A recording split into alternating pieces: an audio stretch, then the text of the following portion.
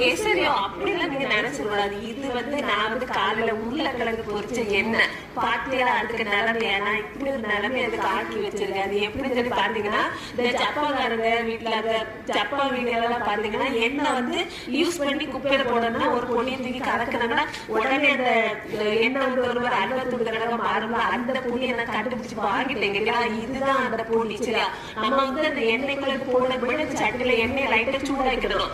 சூடு எண்ணெயில ஒரு ஸ்பூன் தூக்கி போட்டு அப்படி கலக்கணும்.